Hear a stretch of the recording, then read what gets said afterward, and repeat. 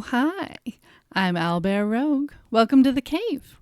I've got a real quick little video for you tonight. Something fun that's been on my mind lately. Do you have a favorite one-shot or campaign that you've run again and again? I'm sure some of you out there only have a certain group you play with and rerunning something just isn't feasible. But if you get the chance to run different people through the same scenario, I can't recommend it enough. I run some professional games and I run at conventions. So I have one-shots I've done for probably dozens and dozens of different people at this point. And I've got several campaigns really close to my heart that I've run several groups through.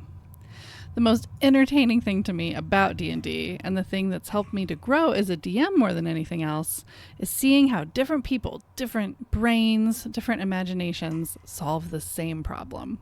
I get surprised all the time. Take my Temple of Ravarok dungeon, for example. I run that one as a one-shot and as part of a campaign, so it's by far the piece of content I've run the most. It's big fun, by the way, and there's a video about how you can run it at the end that I'll link. I'm going to launch into some minor spoilers for that adventure. In the first chamber of the dungeon, the party has to make their way down a waterfall into a chamber quite a ways down below. People have done the thing that feels most obvious to me, which is tying a rope off onto something and climbing down. People have sent animal companions down, turned into animals themselves and gone down. They have swan dived down or pushed each other down. Not the best option. Or my very favorite, one group froze part of the waterfall and climbed down it with pitons.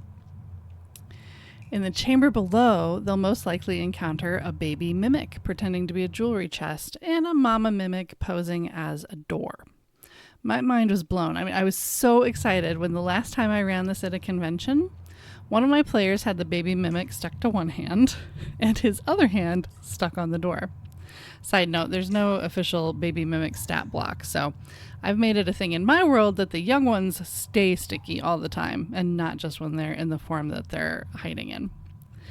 This player decided to hold his action until the door mimic opened its mouth to bite him, and when it did, he stuck the baby mimic in its mouth. I let him roll an intimidation check at advantage, and he was able to back the mimic door out of the doorway this way, releasing water that was flooding the room and giving his friends a spot to run away from a third very nasty monster that they were not going to beat. No one had ever done that before.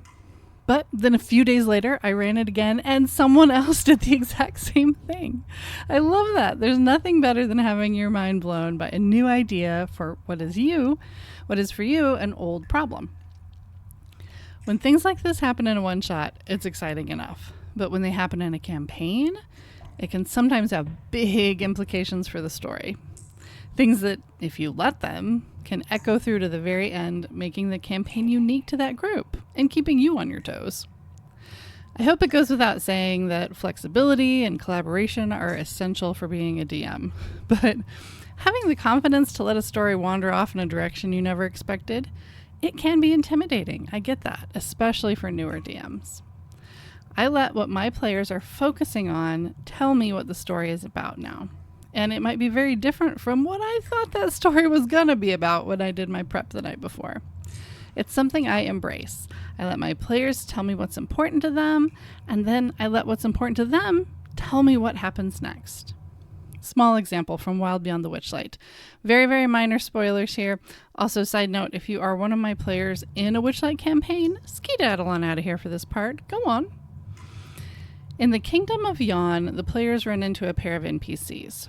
One is a giant sentient dandelion. I love Wild Beyond the Witchlight. A very chivalrous, brave, giant sentient dandelion. And the other is his girlfriend, a giant bumblebee, who I always play as very sweetly naive. They've run away together, and her beekeeper, a cyclops, is looking for them, trying to get the bee back. Most of my groups love this pair, absolutely fall head over heels for them, and are charmed by their sweet, unconventional little love story. The last party to meet them, though, oh, not so much. They thought the large humanoid dandelion thing was a little unsettling, and they were worried about the bee's innocence and dependence on the dandelion's opinions and experiences. They asked a lot of questions, and long story short, they've decided this bee is far too young for that dandelion, and that the Cyclops beekeeper sounds like a pretty good guy and probably has the bee's best interests at heart. And I think we're about to go on a little side quest to see if they can get the bee to go home. That means they will probably be making friends with the Cyclops. And there's no way that having a Cyclops ally isn't going to impact how things turn out in that part of the game, where allies can make a big difference. It probably also means they're going to piss off the dandelion, and he's kind of important. He's one of the only creatures that can transport the characters between kingdoms. That is for sure going to have some implications down the line. And that's just one example. This group is noticing details in this part of the game and making connections between them that are definitely not in the book, and that none of my other groups ever have before. But, and this is really, really important, I think, the details they're picking up on and the conclusions they're starting to draw about them make sense. So I'm not going to discourage them. I'm not going to tell them they're wrong. I'm going to make note of them, and that's the story now. I'm going to dismantle this well-constructed world and story and put it back together into a new world just for them. And I'm going to do it again and again as many times as I need to. Is that a lot of work for me? Yes and no. I definitely have to take decent notes. But it's a sign that my players are engaged. They're invested in what's going on around them. They are taking notes. They're thinking about things. And I know that leaning into their theories will only make them more invested. So in one sense, they're making work for me, but they're also doing a lot of work for me. Now, I'm not saying there's never a time to redirect players. Sometimes, very famously, if you're familiar with Critical Role, a chair is just a chair, and you have to tell them that is just a chair. OMG. I'm also not saying that just because your players assumed something or came to a conclusion that it has to be correct. There can definitely be satisfying moments when something unexpected happens because they drew an incorrect conclusion, and now in hindsight they can clearly tell where they went off the rails. That can be really exciting. What I am saying is don't be married to the story you had in your head. Embrace and enjoy being surprised and dragged off in whole new directions by a party that's invested in your game. Gosh, what more could you want? Cultivate the confidence and the improv skills and the note-taking needed to lean in and say, yes, this is a game we're playing together, a story that we're telling together. You tell me where you're going and I'm going to rush ahead, sometimes only inches ahead of you, and magic the cobblestones you're walking on into existence. You will be busy and entertained.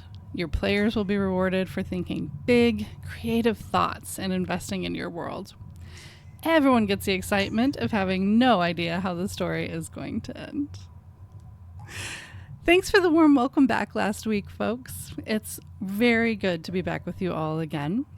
And let me know in the comments things your players have done that have surprised you, different times you've run people through an adventure and had it go in a completely different direction, times when you've embraced random theories that your players have had and let it reshape your world.